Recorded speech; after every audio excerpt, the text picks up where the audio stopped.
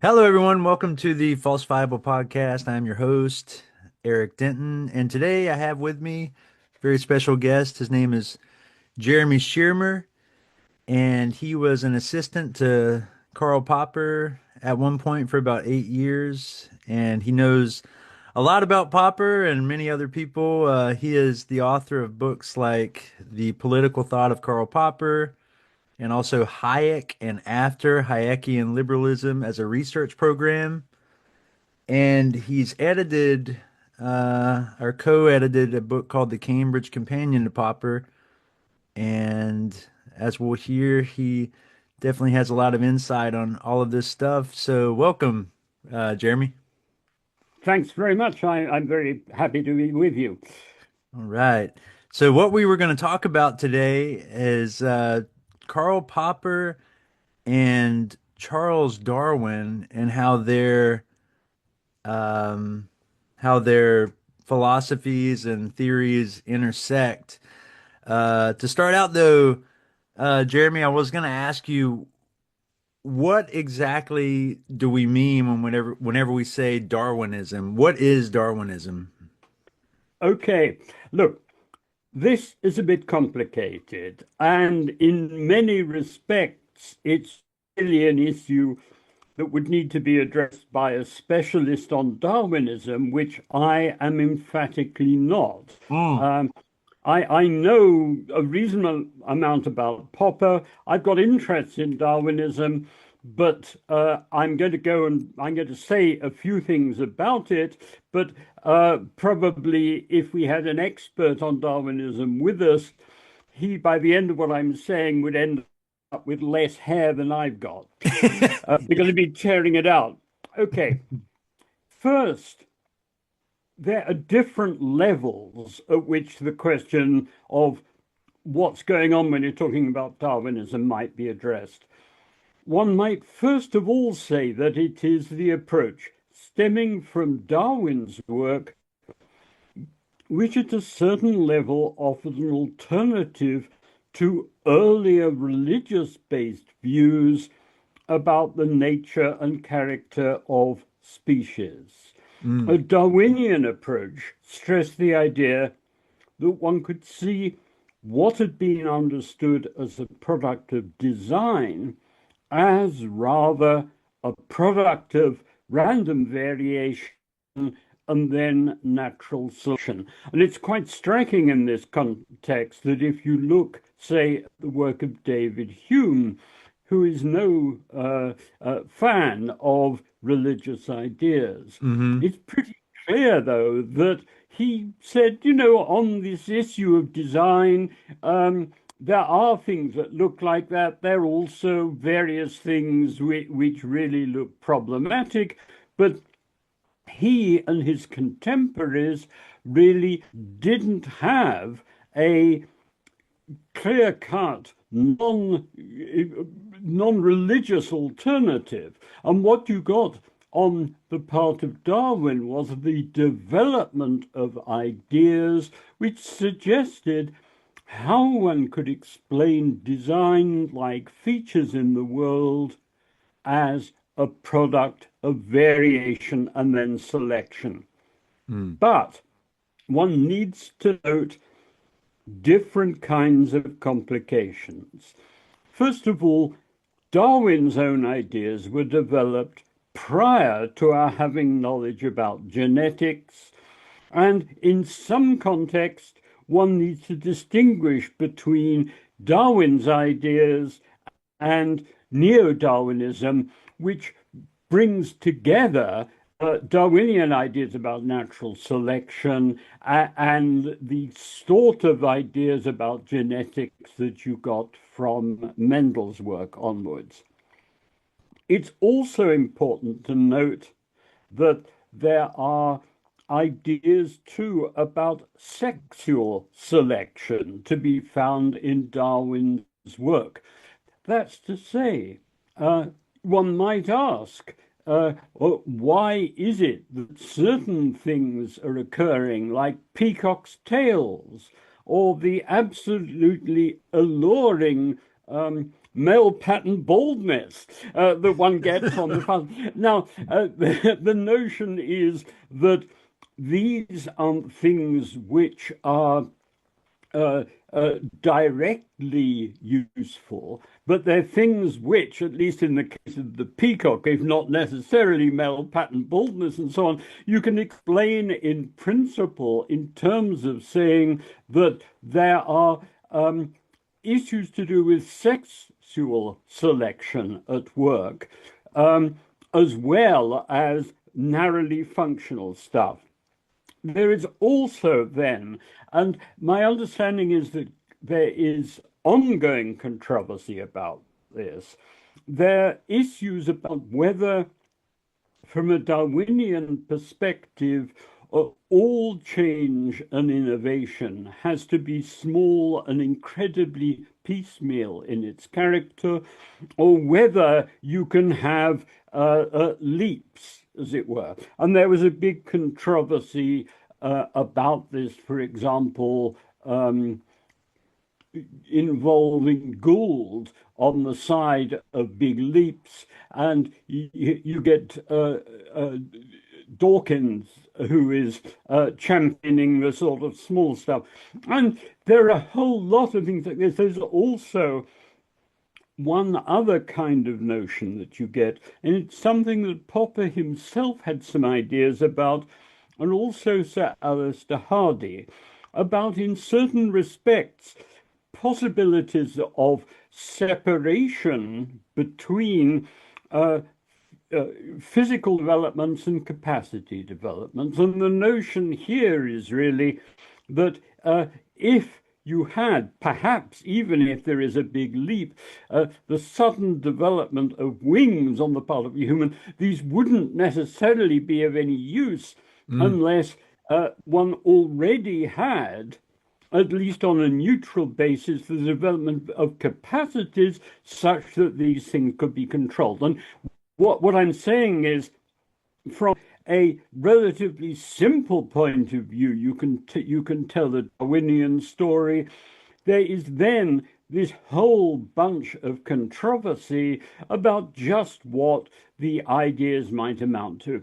And you might say that they're different sorts of problematics. You might say that within a broadly Darwinian approach, there are different research programs going on. And clearly, there is also this issue of whether or not there can be learning of a Lamarckian character. That's to say, whether, for example, if I were to put ideas which would be good for me into practice, if I were to go out running regularly and so on, whether any of this could be gained and transmitted. And you have, certainly within neo-Darwinism, the strong idea really that you don't get the possibility of the onward transmission of these learned characteristics. You have then various attempts being made by people who are strict Darwinians to find ways of accommodating certain of the phenomena that might fit into that. So what you have is a programmatic approach, different programs, in fact, but then various different variations within them, but where what you would need to get an up-to-date account is to invite onto the podcast someone who actually specializes in this stuff rather than an aging outside observer. No, that's good. I mean, that's all.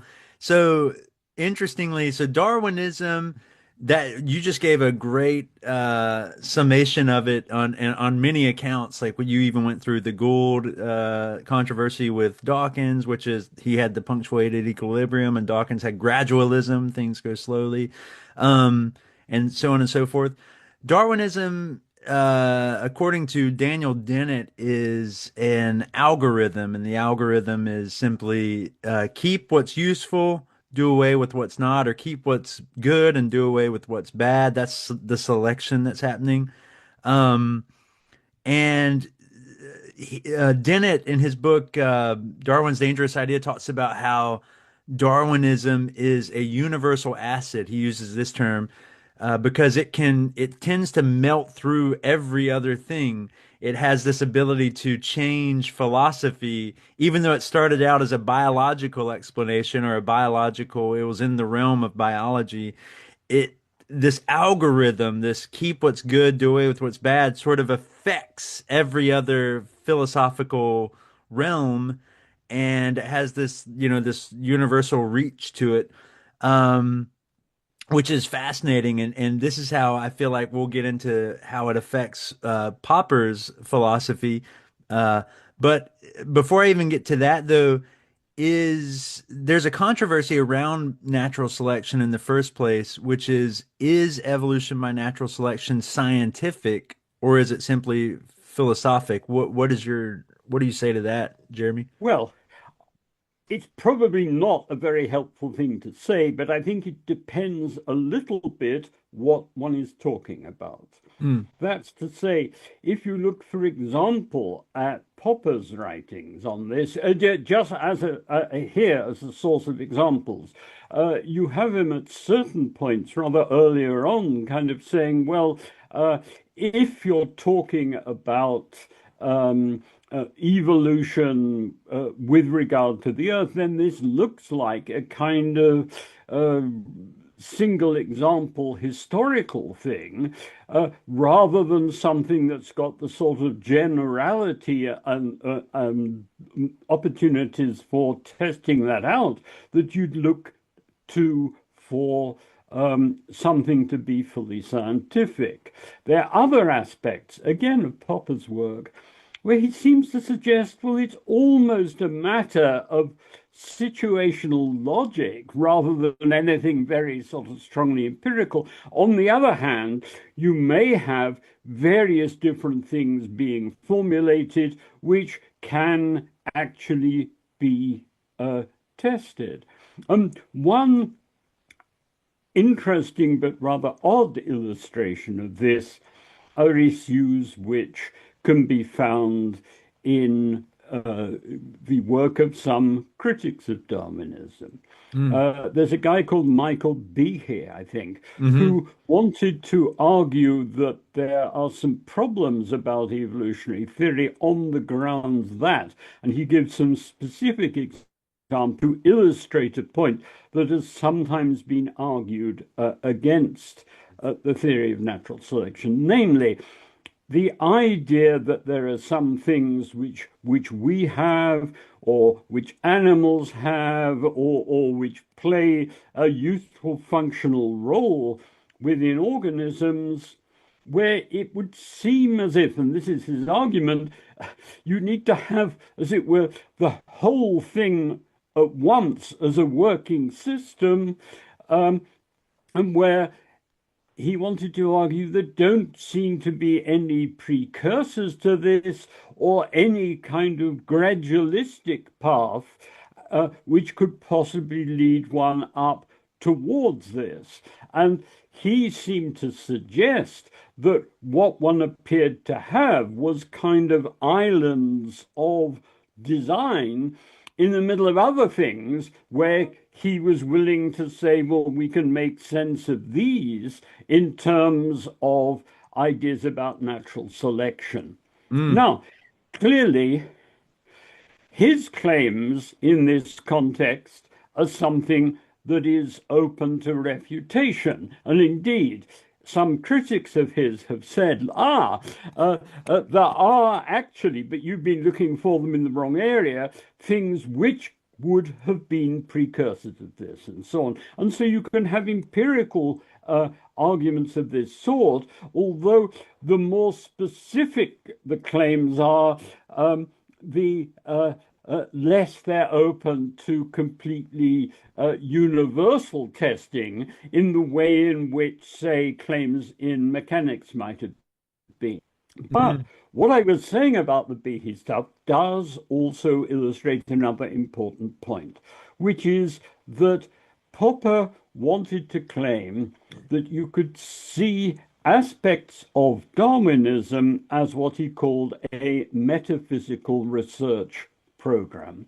And this is an idea which I think is really important. The notion here is that you have a problem, say, like the problems of design.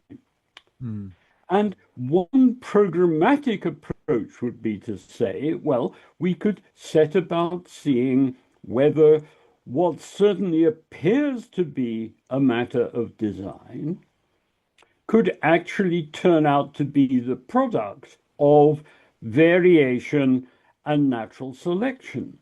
But this is obviously a programmatic idea. That's to say, it suggests how, in principle, you might set about trying to find these things. And you can then, and this is typical of metaphysical research programs, engage in argument at two kinds of levels. On the one side, someone might say, yes, in principle, this sounds an interesting idea, but there are the following difficulties in principle about it.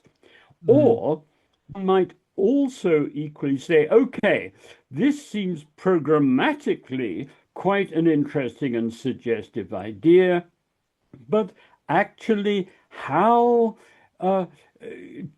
successful has it been? To what extent have we actually been able to develop scientific explanations, detailed explanations, which really cash out this idea? And I think a lot of things really fall into this category. And if I can just say something on the side, I mean, there's a sense in which, if one takes seriously Popper's criticisms of the idea of justification, then much of our knowledge, I think, has this sort of character. And so if you ask about stuff that's going on in philosophy, arguments about the mind-body problem, free will, determinism and indeterminism, and so on and so on and so on, typically what you have are programmatic ideas which can be evaluated as to how does the idea in principle stand up to criticism so far? Does it in principle resolve the problems? And then second, you can ask, okay, how well have we got on with actually trying to explain things in this sort of way? So I think from that point of view, you can say, look, Popper's emphasis on testability and falsifiability are important, but equally our ability to evaluate things in terms of how well in principle would these things seem to resolve the problems we're dealing with, that can be evaluated, but in a softer kind of way. So basically, Darwin is, or the question is Darwinism is Darwinism scientific? It's basically an umbrella sort of. It has this umbrella character to it where you can, you can deduce from it specific predictions, like say for instance, due to geology and all, like whatever the famous JBS Haldane I think said that you won't find if you find there's a problem if you find a rabbit in Cambrian rock or whatever it is, and that's a prediction that can be put unless there was a an earthquake or something that screwed up what Sure, happened there. But sure. But I guess what I would say is, look, Popper argued for the importance of falsifiability. Mhm. He argued, I think, more fundamentally, that we can't justify our claims to knowledge, but there may, depending on the type of claim we're making, be different ways in which it can be evaluated. But equally, one might say, okay, what currently are the alternatives? And here I did a bit of work some while back on the so-called intelligent design movement. And the big problem there seemed to me to be that they limited themselves typically to saying, well, we can't at the moment, or you don't seem able at the moment to be able to explain this in Darwinian terms. But it's possible, first of all, for a Darwinist to say, well, if that is a good issue, then we have to face that as an open problem. Let's see how we go with it. But Mm. equally, the person who favors Darwin can turn round to the critic and say, look, what are you offering as an alternative? If you look at the enormous amount of work that's been done on evolutionary approaches within biology, but also on generalizations of evolutionary approaches elsewhere, and the interesting explanations they've been able to come up with, what programmatically are you guys suggesting we offer as replacements for where we have explanations in principle about how things have worked or how explanations in detail might work? These things, because we're fallibilists, can be challenged. But in order to mount a serious challenge, you have to put up a competitor. And Mm. I mentioned again the Behe material. The big problem there seemed to me to be that one ends up on his account of things to have an account that seems to make no sense at all. That's to say, of biological organisms as being things which, for the most part, you can explain in terms of natural selection, but where there are odd, pointless islands on his account of design. And Mm. I mean, I won't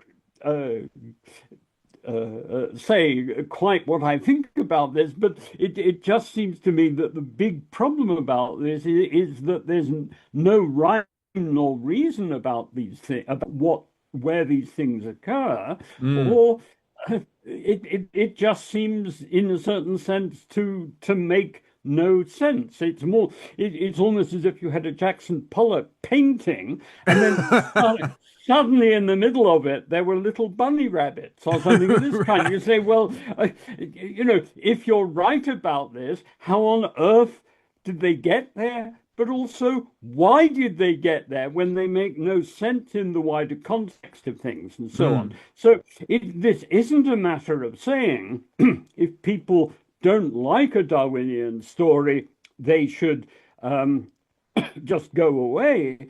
It's more a matter of saying, well, how's about offering us an alternative account, Mm. which looks at what, from a Darwinian perspective, can be explained, and then suggest, even in principle, how we might be able to do better with a competing approach.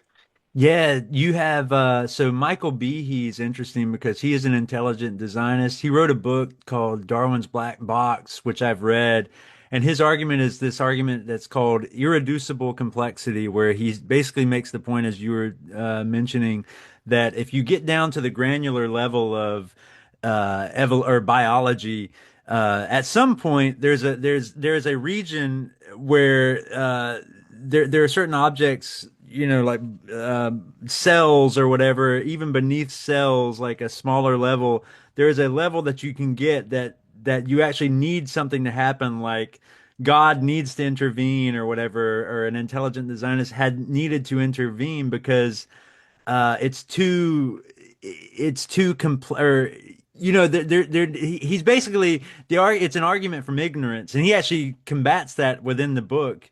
Richard Dawkins calls it an argument from personal incredulity, which is basically the idea that I don't think that could ever happen, and I don't think we'll ever Yeah. figure that out. Therefore, I insert God into those moments, and that's Well, where it all. Yeah.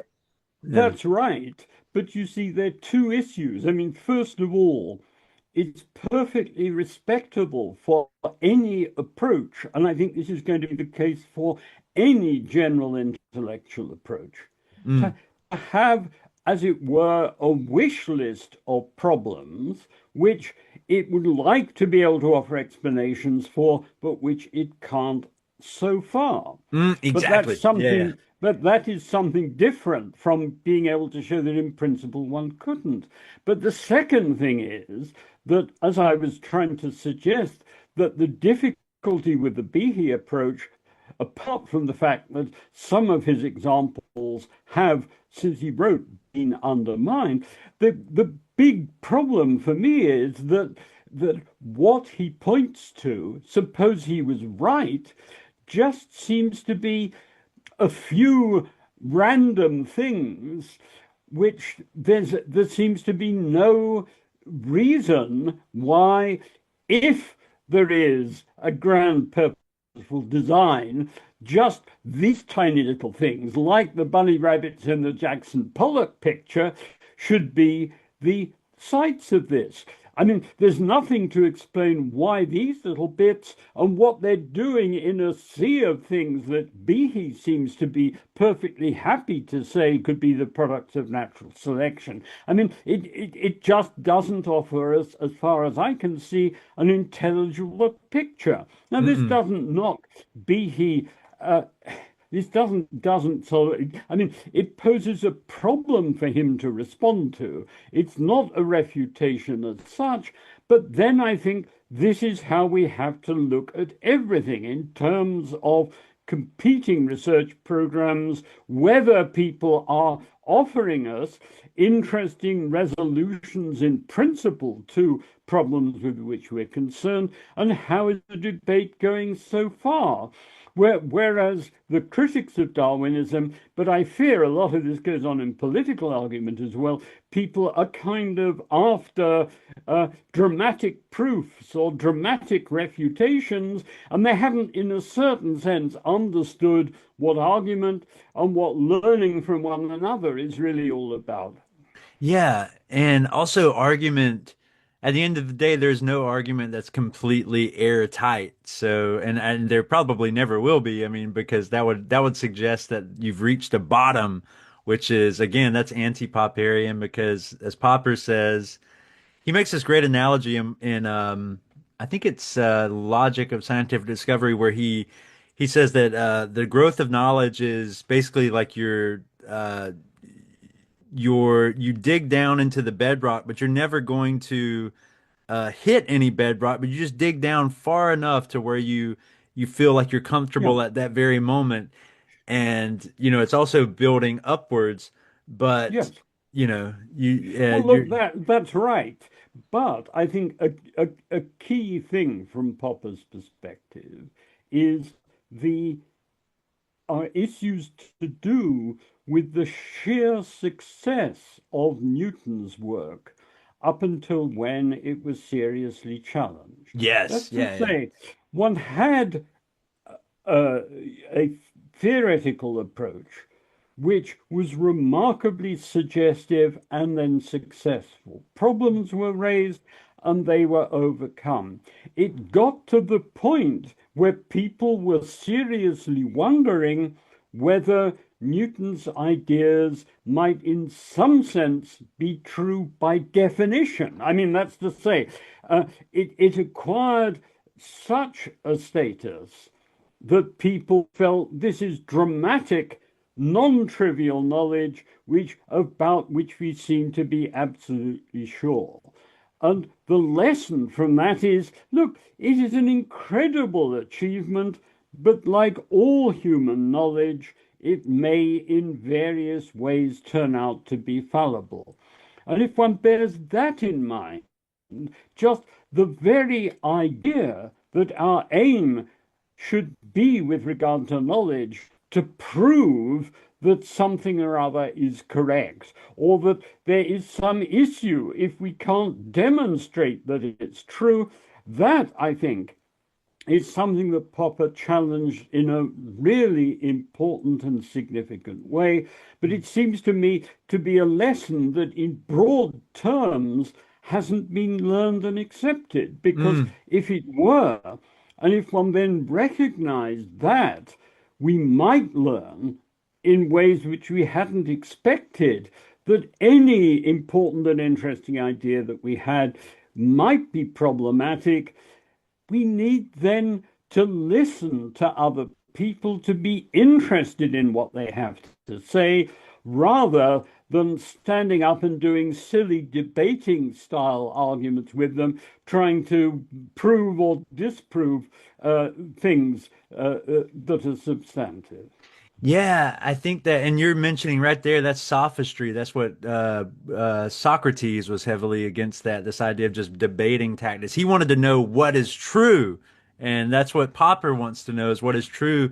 The thing that I've learned from reading Popper is that uh, the I believe in reality. I believe there's a reality out there, and I believe that it's explicable, completely explicable, that we can explain this.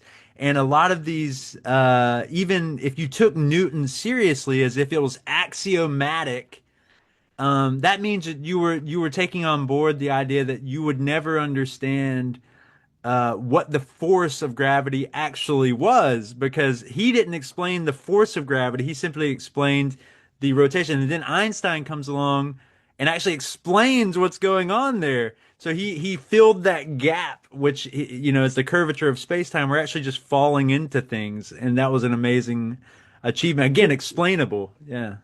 But they're also corrections. And I mean, if I can just say something about this, Mm. I used to teach philosophy at the Australian National University. Mm. And there is at the ANU, in the philosophy department, a quite well entrenched programmatic approach, which combines analytical philosophy with taking current science seriously. And Mm. it's respectable and interesting, but I had a disagreement with them, which was really to say, look, a key argument that's been offered by Popper, and which one can illustrate from various episodes in the history of science, is that we can find sometimes that we have really successful and illuminating theories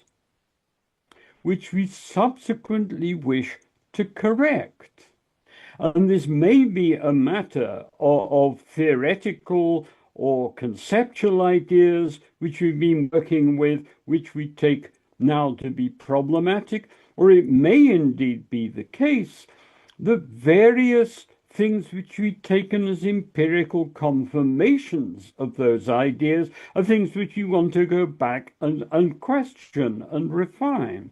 And this then, if this is right, has the implication that in principle, it seems to me, one needs to take current science seriously and the challenges that it poses to our previously accepted ideas, but we shouldn't simply lie down in the face of it and say, oh, we just must simply assume that this is true. It's possible that we might want to say, well, it certainly seems to be successful. It's the best we've got so far. But it seems to me that in some respects it's problematic. Let us see if there's possibly an alternative way of looking at things which can accommodate these other issues, but also provide an alternative and better explanation of what we've got so far.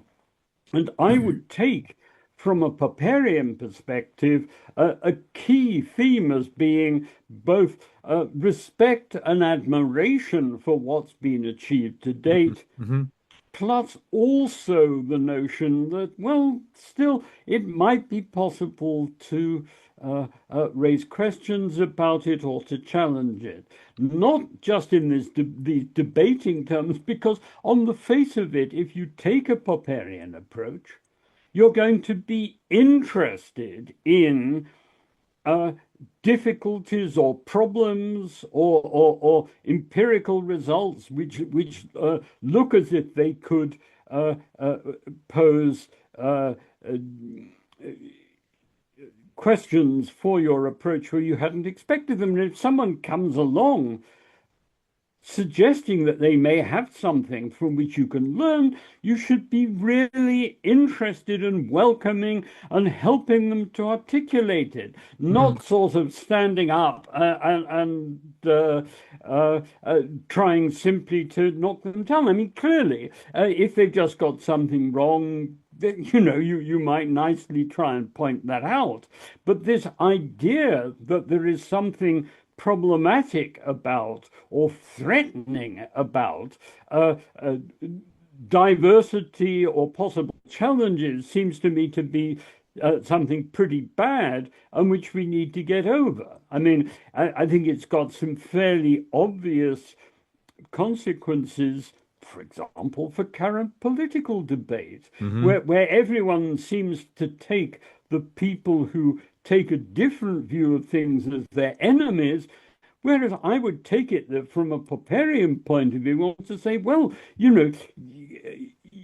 I'm interested that you take a different view. Can you tell me something interesting or problematic about my views from your perspective? We should welcome it rather than wanting to debate them or worse. Yeah. Although I would say the theoretical physicist David Deutsch, who is like the biggest proponent currently of Popper's ideas, and he just takes them radically seriously. He introduced this notion, he added to Popper's work this notion of good explanations, and his idea of a good explanation is something that's hard to vary. And for instance, like a neo-Darwinism is extremely hard to vary in the sense that you can't change any aspect of it without it screwing up the complete explanation. And he says an example of a bad explanation is actually intelligent design because you can change everything about it and it works no matter what. And his point there is that we actually shouldn't waste our time with bad explanations. And I mean, I agree with him there. So with somebody like Michael Behe's claim, or Stephen Myers, or any of these intelligent designers, they're great at articulating what they do. And I actually find their books fascinating. And if nothing else, they're revealing about a lot of things. But their ultimate claim is that there are certain aspects of reality that are inexplicable. And to me, that's just starting with a bad explanation that we shouldn't even invest time in, because now you're claiming that we'll never be able to explain, in Behe's case, something that's so small that's irreducible. Like, I feel like we shouldn't even waste time with that. That's a dead end. I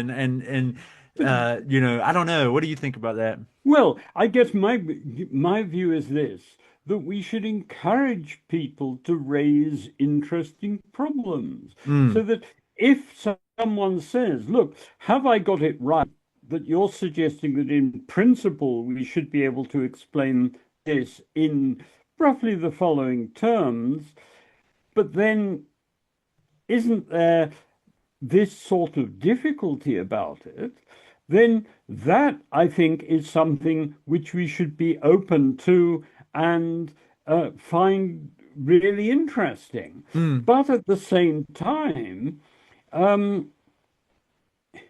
that there are things which currently we can't explain. I mean, this is roughly the human situation. I mm, mean, that's to say there are two angles to it. I mean, first of all, it may be the case that what is being dealt with is something which is basically a programmatic idea, and where if it's programmatic, then that we haven't yet been able to develop an explanation along a particular lines is interesting, and it's something we need to put on our list. mm. If alternatively what's being said is, well, look, I'm just not sure that you could offer an explanation of it at all on the sort of basis that you're suggesting, then if that's right, then that is really interesting and challenging, but then it challenges us to come up with a new idea. I mean, let me give you a concrete example here. Hmm. Um, Popper, uh, in one of his papers, argued, it was talking really about the way in which programmatic metaphysical ideas could be criticized. And he gave as an example the way in which, in the physics of Descartes, you basically have hard corpuscles that kind of bounce off one another. Popper said, look, there's an interesting argument offered by Leibniz that in a way this just doesn't work. Why? Well, what you need to have, Leibniz was arguing, was something such that if two things are coming at one another, there has to be a certain amount of give or elasticity before they can react. And what Leibniz wanted to argue, Popper suggests, is that you have these programmatic ideas of Descartes, such that you have everything being explained by the motion of corpuscles in a void, and Leibniz suggesting that in principle, what you have to do is to think of there being things that are more like fields of forces, which would allow, in principle, for some compression. And now, one would have to look at the details. One would have to see what a follower of Descartes would make of this. But certainly, on the face of it, this is a really quite dramatically interesting idea. But it clearly is the sort of thing that needs to be explored, that if actually Leibniz's argument is right, then Cartesians who want to resist the substantive alternative that Leibniz was offering really then have to go and do some pretty creative work to see if they can find a way round it. But, and this is, I think, the key thing about all of this, that at any one point, in principle, both lots of people might be able to agree as to what the current state of the discussion looks like. They're not going to be able to agree as to whether any further pursuit of ideas and tradition of Descartes is completely hopeless, because the Cartesians say, no, I mean, you put up an interesting problem for us. We need to go away and think about that and consider how we can. But what they can do is to say, yes, as things stand, this is a genuine problem that's been raised. And I think it's in this way one can, everyone can hope to learn from polite exchanges between people who have different programmatic approaches. I think that, yeah, I think that that's right, and I think that we as a people, and especially in light of recent events, you know, politically and all, we definitely need to learn how to use our language and be polite with one another and just in our interactions whenever it comes to debate but I think that I guess what David Deutsch was pushing against is the idea that not wasting time on bad explanations. Another example, I guess, would be, that's a great example what you put forth, but those actually are really good theories and by monster thinkers. But then you have to nowadays we have to deal with ideas that are just simply silly on their face, and we need to notice these things pretty quickly so we don't waste time. An example would be the 9/11 conspiracy theories, like, for instance, the idea that the government was involved or Mossad was involved or something like that, or, you know, from the beginning, I can just look at that and kind of just do away with that, because I'm like, well, clearly we know who was involved. It was these 19 terrorists, and it was Bin Laden, and you know, all these other guys. Yeah. That's a better explanation, in the sense that if any of that other stuff were true, if there was like bombs that were put into those buildings, like this is all made, these are all real claims that people make, and Yeah. before we don't have to even go along with that, because we just simply know that somebody would have spilled the beans now or something, because there's too many people that would have come out and said, I was involved with that and this is what happened, and they would have been on a podcast or whatever. So I guess my point But is, isn't go ahead. I'm sorry. My well, I was point going is to that, go ahead, Jeremy. I'm sorry. what I was going to say was, look, isn't the key thing to get over to people, look, if you want to put forward an idea which challenges common sense, by all means, but what you need to do is to indicate how this can be critically appraised. Mm.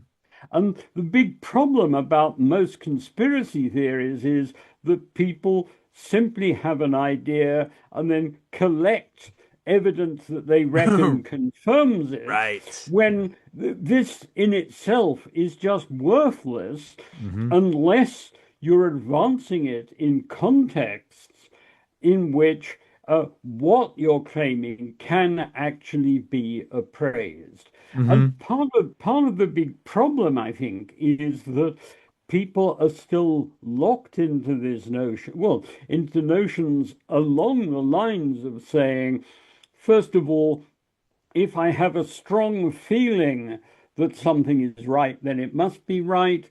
And second, of thinking that they can just prove that things are right and that they don't have any expectation of being able to learn things from other people.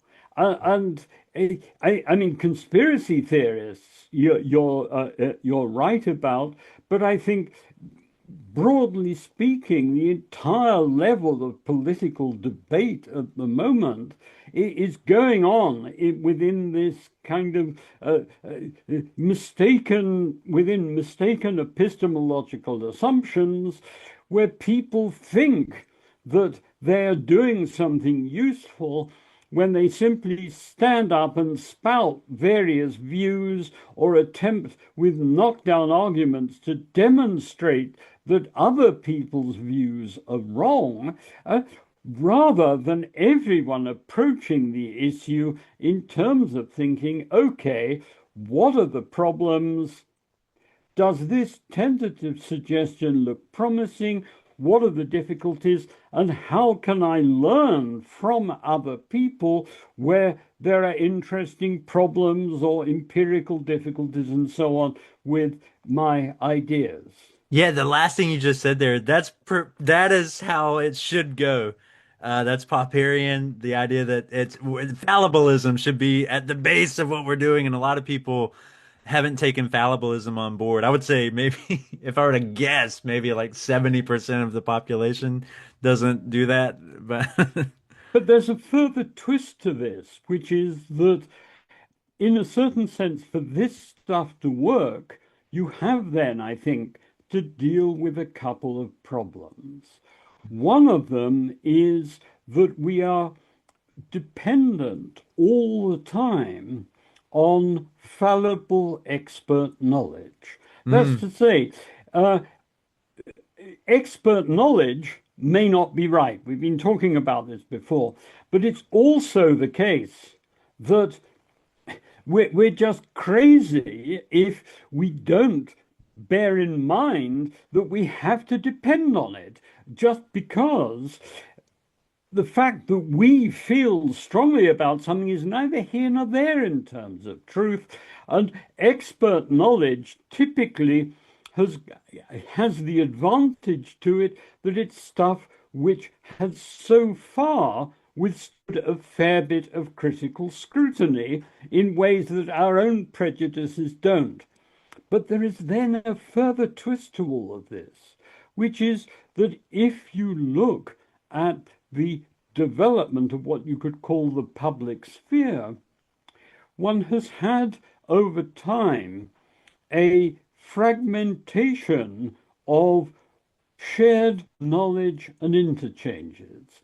So that in the US, one had for a long time three main television channels, mm. which just about everyone listened to.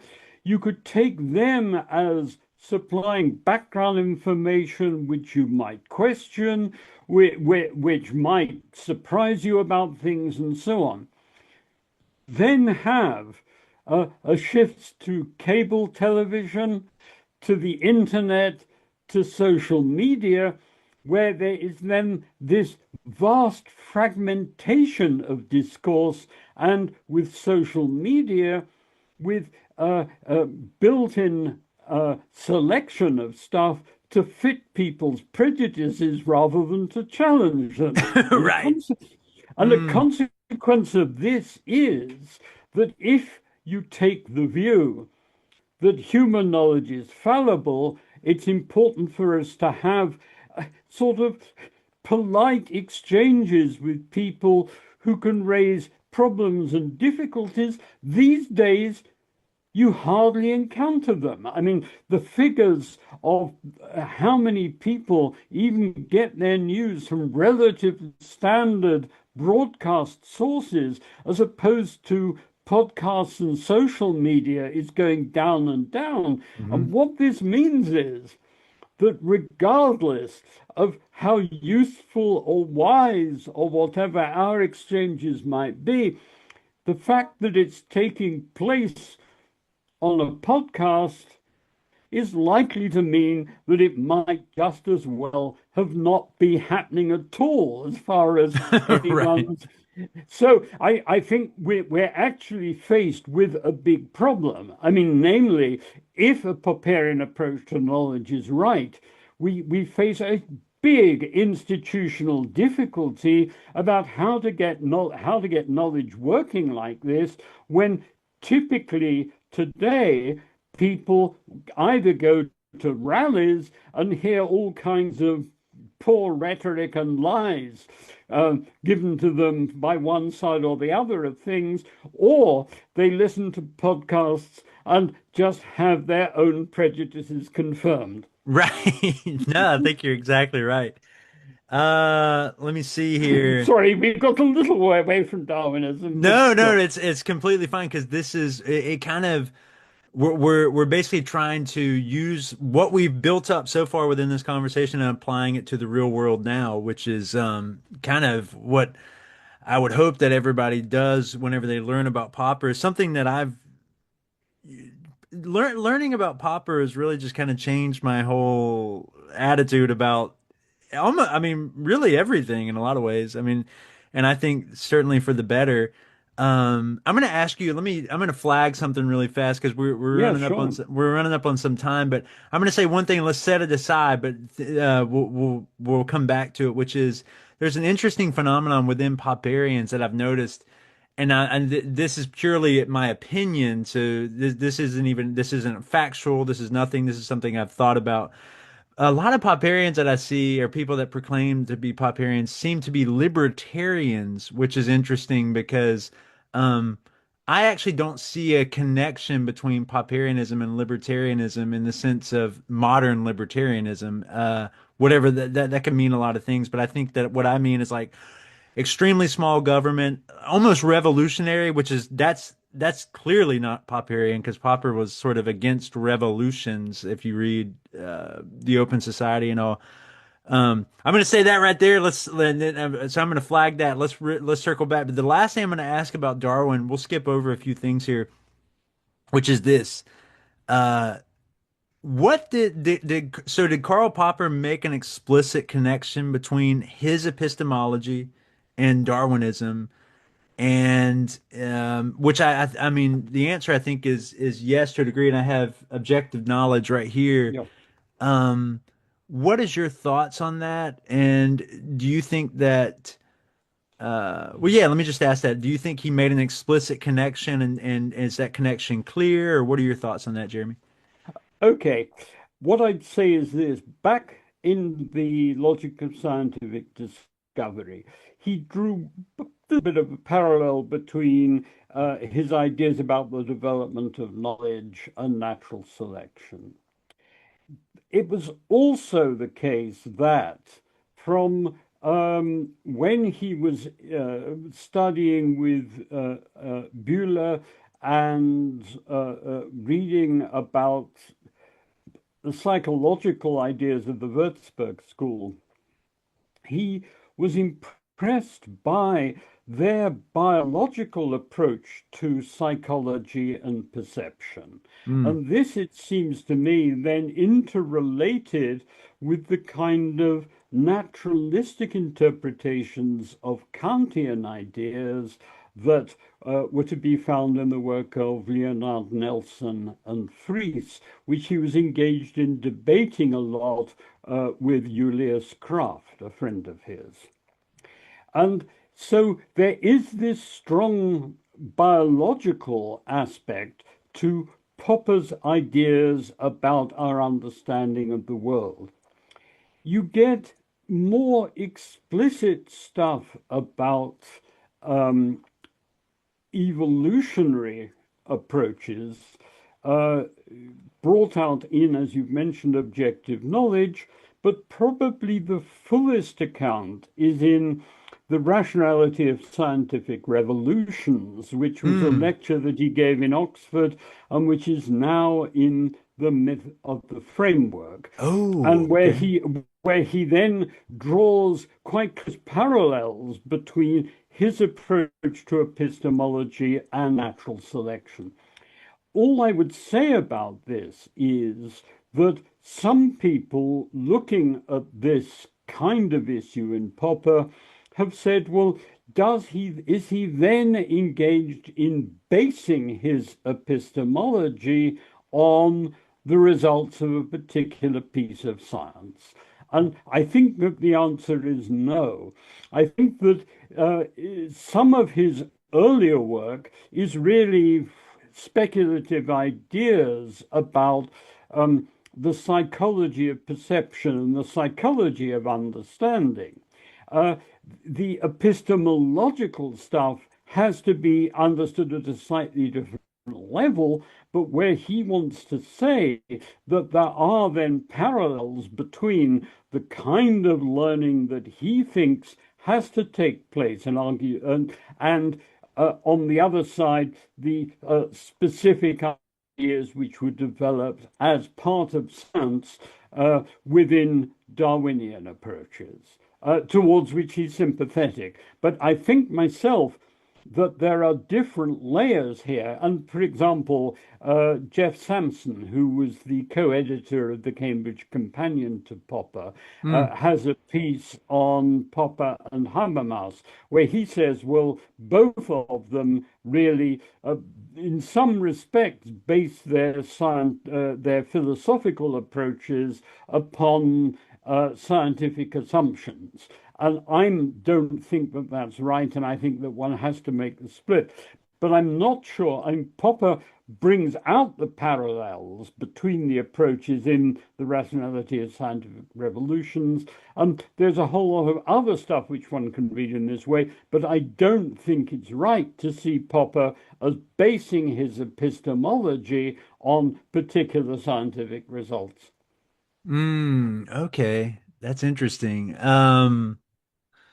Man, yeah. Okay, so to respond to that, I'm currently working on something that's connecting Popper heavily with Darwin, and the hard part about writing, and you've I'm sure come across this, Jeremy, is that I try to map out my book, and I've done it several times. I would just work on certain sections constantly, and I can't map it out because I'm constantly finding new things that completely destroy something I was already doing.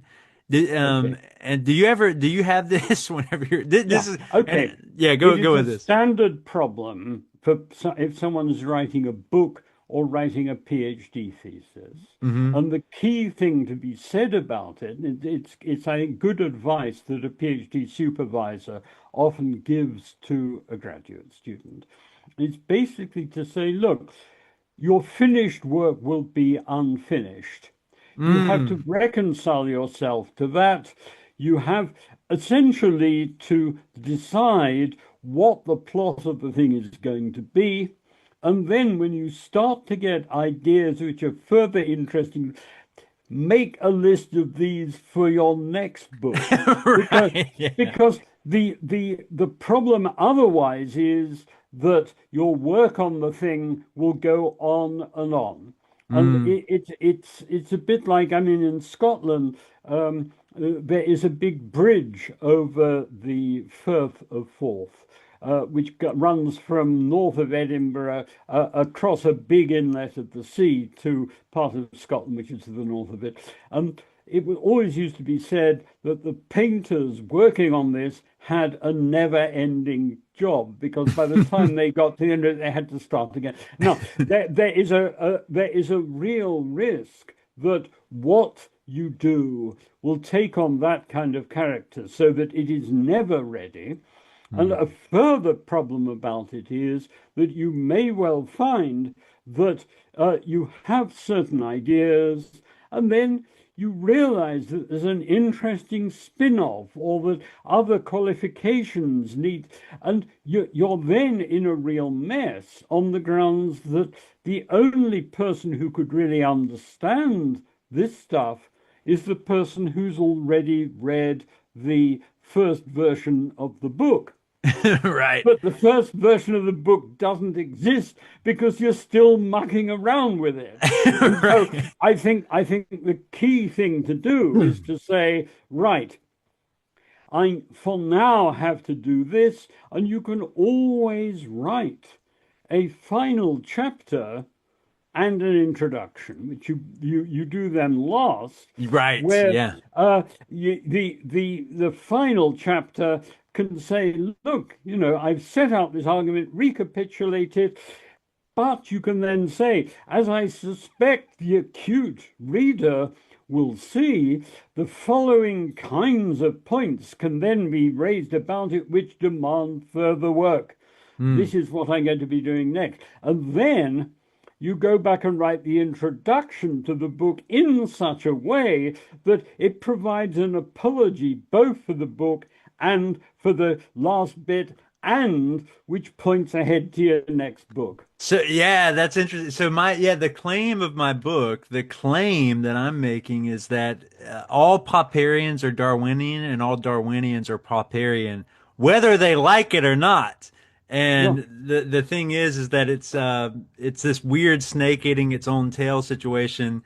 And so this is what I'm working on. It's like this idea Well, that's, it's, the other thing I would suggest is this. You may or may not know, but I'm currently running, based on Zoom, a couple of mini conferences a mm, year.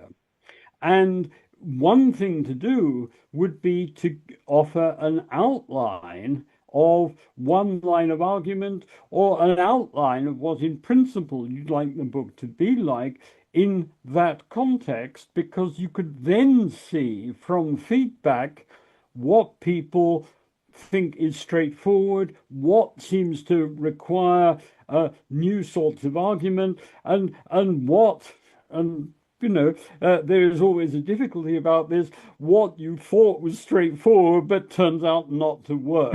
right. Yeah, yeah. So, But yeah, that's uh, amazing. Let me see here. Oh, so we have I don't know if are you able to do 10 more minutes, Jeremy, or yeah, no? sure. Okay, Yes, let's do. absolutely. Let's call a halt with that, except that with the 10 minutes, although I would like to return, but not necessarily on this occasion, to this issue of Popper and libertarianism Yes, that's what, that you yeah. raised in passing. But this, I think, would be worth, if you could stand it, a further conversation specifically on that. Oh, okay. You wouldn't want to that was actually what I was going to return to. You wouldn't want to do it right now, Okay. Jeremy? Yeah. Well, yeah, I'm perfectly happy to talk a bit about that. Okay. Um, I guess I'd say three things about it. Um, First of all, consider Robert Nozick's Anarchy, State and Utopia. Hmm. The utopia bit of his Anarchy, State and Utopia offers an argument about the kind of social order that he has been arguing for up to that point on a completely different basis. it offers an argument in terms of saying this is an arrangement where, under some fairly simple rules, you can learn by way of trial and error. Mm-hmm. And that doesn't require that one goes with his unannounced theory of the basis of rights or a whole lot of his other earlier argument. You can couple that with a second issue, which is that Popper in the Open Society really gestures at a picture of democracy as operating by way of effective critical feedback. Mm-hmm. And an issue that can be raised about that is to say, well, how? And there are, as it were, two elements of this. On the one side, Popper has talked about the notion of the rational unity of mankind, the way in which pertinent information, particularly about how social arrangements work, how policy works, and so on, is scattered right through the practical experience and tacit knowledge of the entire population. We all typically have, from our own experience or from knowledge that we have of other people and their circumstances, stuff which could effectively feed back in raising problems and even suggesting improvements to how things currently work. But there doesn't appear to be a mechanism through which this actually operates. I mean, it's striking that in Britain there was a guy, quite a sensible non-doctrinaire guy, who was a member of parliament and then a minister. And he wrote a book about, in many respects, his disillusionment with how politics was working. And he was saying, look, the big problem about it is that as a member of parliament or even as a minister, I'm just asked to endorse things that the government is telling me to vote for, rather than actually having the opportunity to discuss seriously what we should be doing. And there is an older line of criticism which goes back to an argument by a guy who is no friend of democracy at all, Carl Schmitt. And he said, look, there is this problem about liberalism and liberal democracy, which is that the people who favor liberal democracy take the view that parliamentary bodies or Congress or the Senate sort of works as a chamber in which learning takes place and in which people discuss things on the basis of their merits and so on. But in reality, he argued, and one could put it rather more strongly these days, but in slightly different ways, depending on what variety of institutions we have, that's not really how the institutions of democracy work in practical terms. And so I think the big challenge is, what can we do in order that the institutions of democracy work a bit more like a Popperian open society? Now, I think what one can say in this context is that while it is far from ideal, there are certain ways in which commercial institutions do pay great attention to what works, to critical feedback, to what customers will or won't buy. I mean, if one reads, say, stuff about the early development of Amazon, one of the really striking features of that is the sheer number of interesting ideas that people came up with, which were discarded because in various ways they didn't work out. And I think that while the notions that libertarians quite often are wedded to are somewhat fanciful, I think that the learning mechanism side of stuff is significant, and where, I mean, clearly you can say, well, look, that doesn't resolve problems about getting assistance to those people who need it and so on. But I start to worry. I mean, I was a permanent resident in the US for just over 10 years. And as a result, I was paying into Social Security, and a small part of my retirement at the moment is funded by Social Security payments, even though I gave up my green card. But one of the things that's very striking is that governments seem, broadly speaking, simply to have been unwilling to learn much about the demographics of their own societies.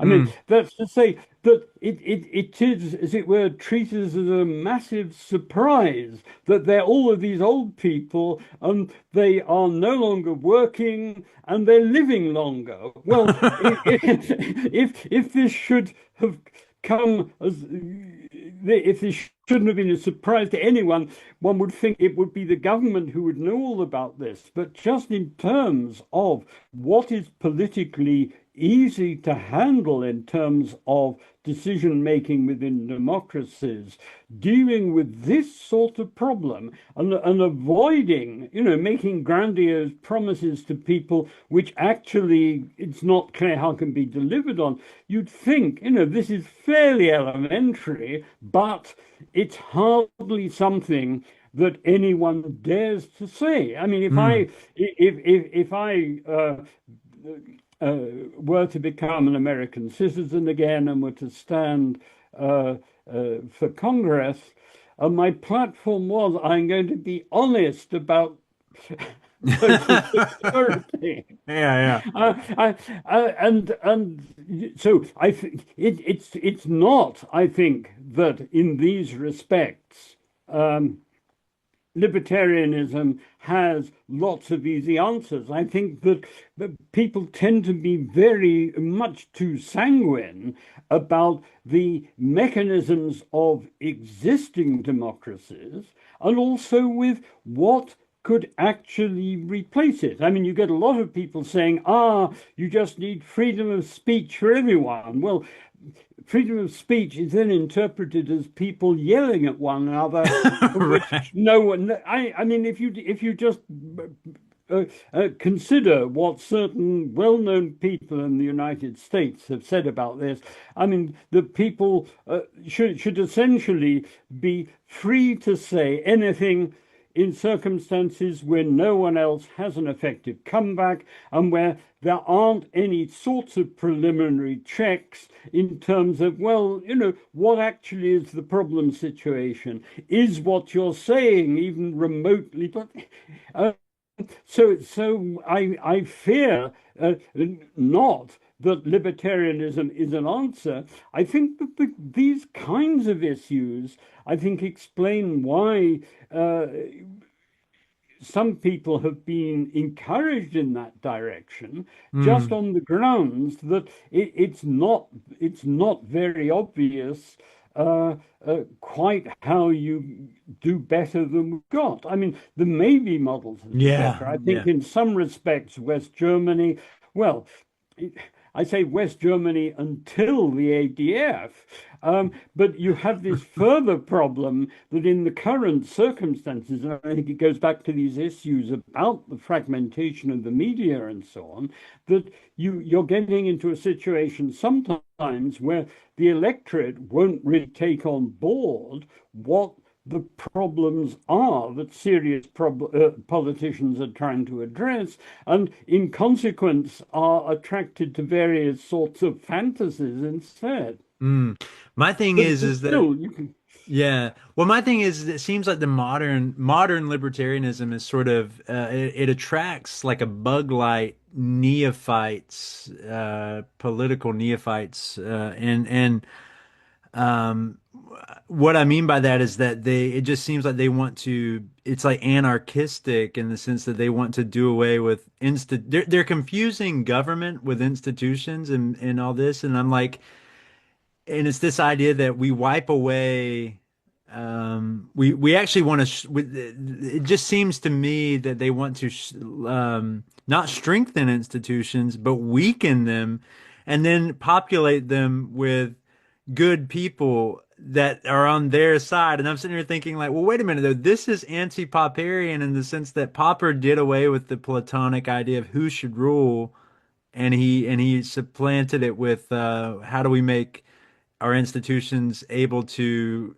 uh, uh, how do we make it where certain people can't do too much damage in these institutions or in our country? That should be, and that the idea there is strengthening institutions, not weakening them in a lot of ways. So it's like Yeah. you're going to be at some point you're going to have bad people in government and everybody's fallible. So there's always going to be, so I feel like that Well, idea is being lost with modern libertarianism. I think that that's right, although it seems to me that if you look at what's happening in the US at the moment, if you'd asked people, 30 years ago, what is the characteristic of the American system of government, people would have said it is an effective system of checks and balances. Mm-hmm. Now, Yeah. that, in many respects, has gone, and where I think that you're right. I mean, one needs to improve on institutions, make Mhm. them work better, um, but also learn what one can from where other people have been able to do things rather better than us. I mean, there Right. is a Yeah. very strange thing, though, which is that, I mean, there was this, particularly in Britain, associated with Mrs. Thatcher.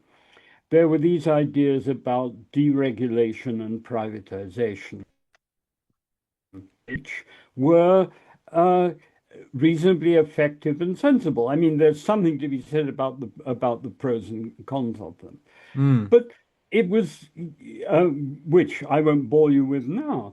But one of the striking features of that period was that some people got into their head that what you needed to do was to privatize. And where, for example, there was the attempt to privatize the railroad system or privatize the system of supply of water, dealing with sewage and other kinds of things. And and also we have in Britain an absolutely massive national health service.